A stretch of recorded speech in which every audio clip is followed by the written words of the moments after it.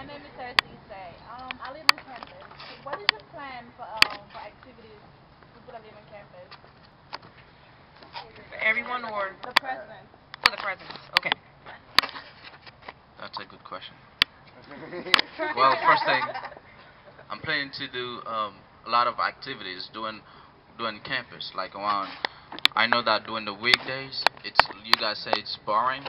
I'm gonna make sure that during that day, when it's not gonna be no more boring. You guys gonna have fun. I have a lot of program getting ready.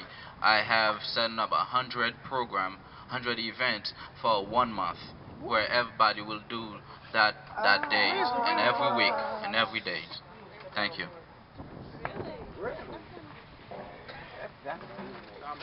Just want to make sure your question was what kind of programs are you going to have for on-campus students?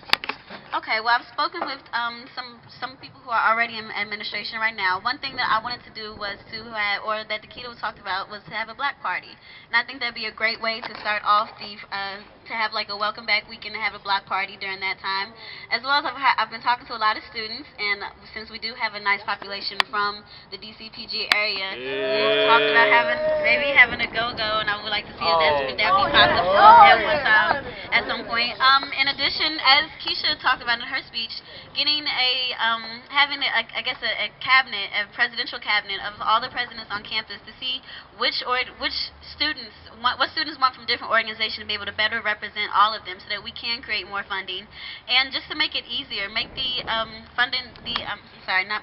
more events, but just to make the event process easier, so that students are encouraged. And also, I don't think that a lot of students are aware that anybody can have an event on campus. A lot of them are confused about how to go through about that process.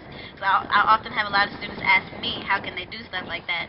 So to maybe make them more aware of how they can start their own events if they want. And then, of course, to be open to more suggestions from others. Does that answer your question fully? As stated in my speech, I would get everyone together, the clubs, organizations. I would ask them each to hold some events in the dorms. If they can't hold events in the dorms, I would try to see if the student senate and the residence hall council, even the RAs, can do collab programs on the weekends to fulfill everybody's needs. Oh, perfect.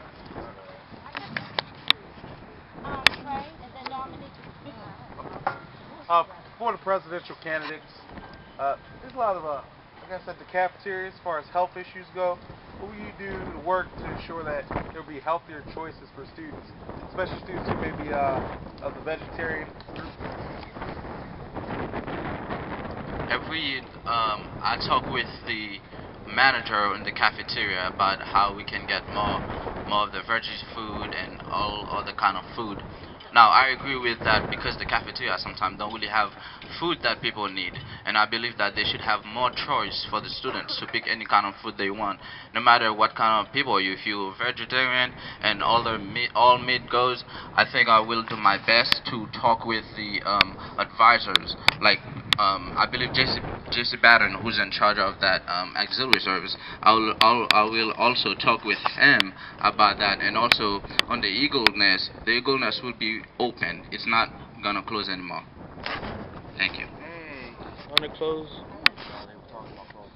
One thing that I've been interested in is not necessarily the variety, I guess, of the food in the caf, but more so the preparation, because the food isn't necessarily that bad. It's just more, the same grease from the fried chicken on Wednesday is cooking that's with the same oil that the fried fish on Friday is cooked in. It's more so the preparation to me in the cast. I've also talked to some nursing students who would be interested in collaborating with me to have a sort of survey to test different students' cholesterol levels and blood pressure levels, to see like that when they enter college, when they enter Coppin, and then when they leave Coppin, to see what the effect of eating in the cafeteria is. Because I definitely think that there are not many healthy choices. You're right, and when they are, they're very often repetitive. The same pasta and spinach, like it's not a lot of different things. In addition, I would want to hold all the student leaders who sit on different committees, such as the food service committee, responsible for going to the committees and speaking up for the students. Because I believe, well, I won't say any names, but we do need to hold all the students who are sitting on different committees responsible, and that is something else that I would like to do.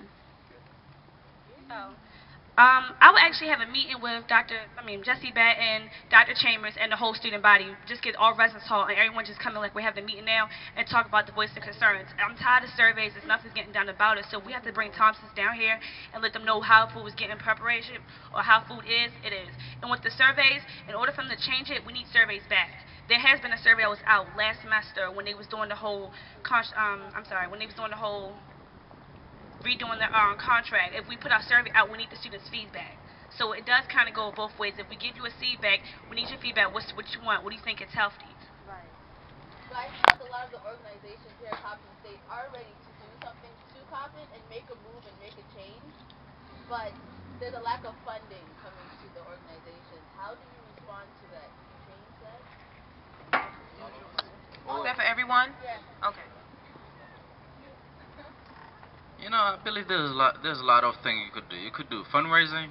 That's one of the things you could do. And also, if your budget is not enough, you always can call us and tell us like, okay, you need that amount. If we can provide it for you, we will provide it for you. But if you need help for the fundraising, we'll do anything. Everything that we can do to help you. I understand that some of the organizations need the funds, but they cannot get it.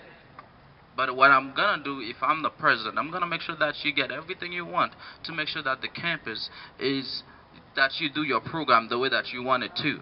But also you have to work with us. And you got to give us some time to make sure we get what you need. May I ask a question over that question?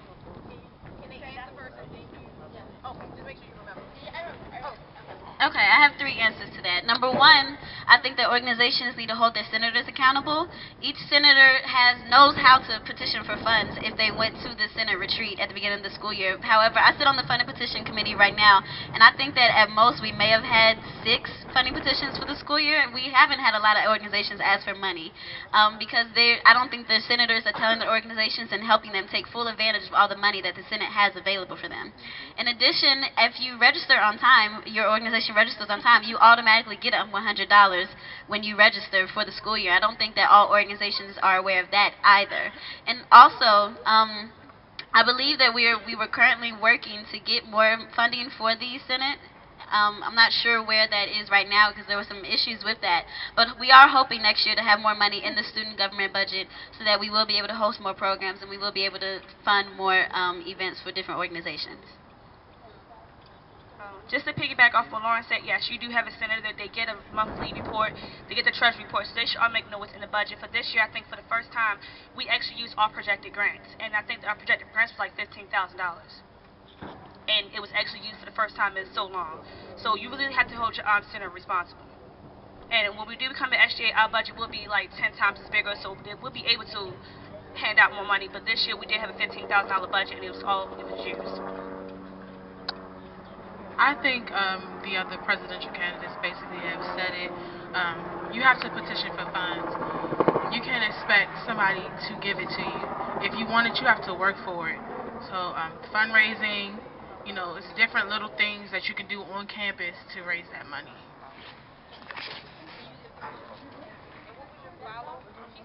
Oh, no, I'm good. They answered it. Okay. Hello, my name is Jessica Ham.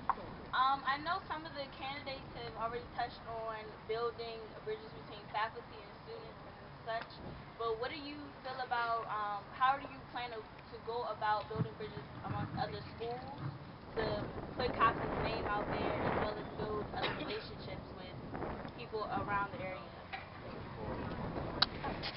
Who are you addressing that? Yeah, is that for everyone? That is for everyone. Can you clarify the question for the candidates, please? Oh, okay, well, yeah, they still need clarification. Okay. How do you plan on building relationships with other schools, especially with neighboring HBCUs? How do you plan on getting Coppin's name out to the community? Do y'all understand? Okay, now we're going to switch it up a little bit. We're going to start from this end, if that's all right with you all. In order for us to establish connections with other universities, we have to actually go and, participate in the things that they host. Like, I know now Dakita and some of the other executive board members go to other universities and establish the connection. So I think that that's the best way to do it. The only way you're going to meet people is if you say hello. and you know, invite them to the things you do. Does that answer your question? I already kind of established connections. I go on conferences. I've made a connection with some PWI schools and HBCU schools. That's where you first have to start at. Then you have to support other schools. We can't just support Coppin. Oh, Morgan's our rival school. If Morgan has something, we should be able to have a bus on a daily circle just to go to Morgan to go support them.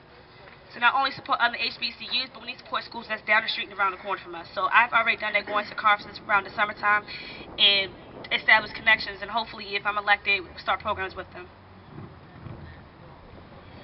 As I mentioned before, I do already have pretty good working relationships with SGAs, with the HBCU SGAs around the state of Maryland. I have already tried. As Ms. Coppin, I've already tried to sort of lessen the gap between us and them. Like, for example, for the Morgan versus Coppin game, as well as for homecoming, I was able to get them tickets to come to our game for free, so that they wouldn't have to they would feel welcome here and wouldn't feel obligated to have to pay and things like that. I have traveled to different conferences to different HBCUs, as well as just gone for leisure to support their coordinations, to support their homecomings, to support them in any way as much as possible. I know that a lot of the times they want to come to Coppin, they just don't know when, and so I have worked already during my reign to try and build more communication between us and them. Also, in order to use the other part of your question was about how getting out to the community. One thing that I wanted to do, of course, was the block party that I mentioned, and as well as the vision to have a parade for homecoming, or not for homecoming, for spring fling. I would like to try and do those things as well. Well, I do have a strong relationship with a lot of schools. HBC is also in Morgan. Not also in Morgan, but I also have a good relationship with other PWI's school. I also have a connection with Manhattan School in New York City, where we're gonna also open that school. We're gonna allow other student leadership to come in and Coppin to make sure that they tell us their opinion, what they think, and how we can do that. And one more thing that I have a connection all the way in Colorado State University. I have connection with all those schools, where I'm gonna make sure I connect those schools with Coppin, so we can make Coppin a bigger school and also a growth school. And anyhow.